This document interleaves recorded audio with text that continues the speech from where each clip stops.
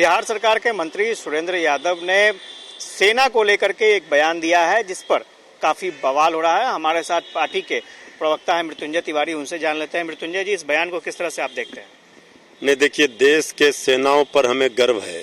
देश के सेना के शौर्य और पराक्रम पर नाज है भारतवासियों को।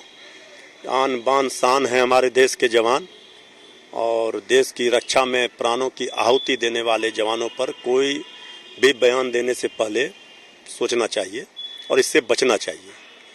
जय जवान जय किसान का देश है यह।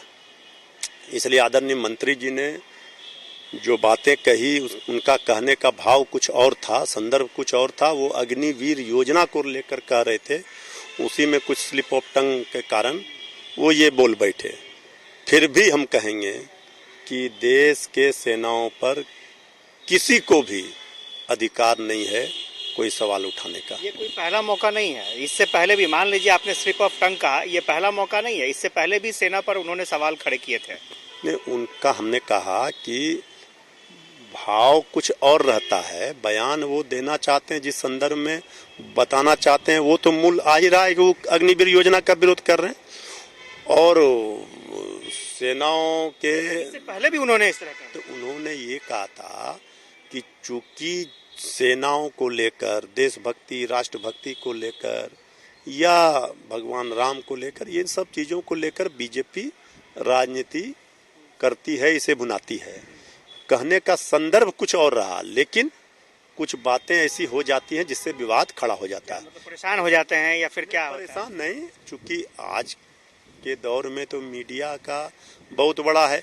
उस लाइन को अगर आप देखें तो उस लाइन में एक ही लाइन जो उनसे कही गई है उसको लेकर के विवाद खड़ा हो गया। बाकी तो वो बात अग्निवीर को लेकर ही कह रहे थे। तो फिर भी हम कहेंगे इन सब बयानों से बचना चाहिए। उधर जीतन राम मांझी ने भी कहा है कि इस बयान का समर्थन नहीं किया जा सकता। हम तो कह ही रहे हैं कि हम देश के सेनाओं पर गर्व करते हैं, उनके शौर्य पराक्रम पर कोई सवाल उठा नहीं सकता। ये हमारे लिए आन बान शान है, तो हमारी पार्टी का स्टैंड है।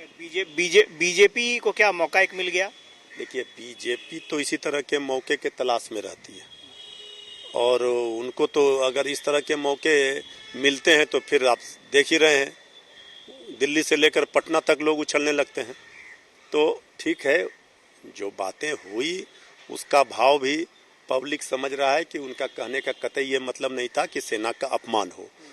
और बीजेपी जो ज्ञान दे रही है, बीजेपी के ज्ञान की जरूरत नहीं है। सबको पता है बीजेपी का स्वतंत्रता के आंदोलन में आरएसएस का क्या योगदान है। क्या आगे पार्टी की तरफ से कोई मैसेज दिया जाएगा उनको?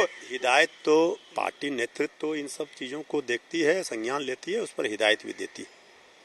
तो मृत्युंजय तिवारी थे और ये बता रहे थे कि जो स्टेटमेंट आया है उसे कतई सही नहीं कहा जा सकता है, क्योंकि पार्टी का स्टैंड बिल्कुल सेना के समर्थन में है। पार्टी बिल्कुल नहीं चाहती है कि इस तरह की आपत्ति उठाई जाए, आपत्ति दर्ज की जाए। देखना दिलचस्प होगा कि मंत्री सुरेंद्र यादव आगे कब तक पार्टी के जो लाइन है, पार्टी की जो गाइडलाइन है, उसको फॉलो कर पाते हैं। कैमरा पर्सन श्याम के साथ आशुतोष चंद्र, कशिश न्यूज, पटना।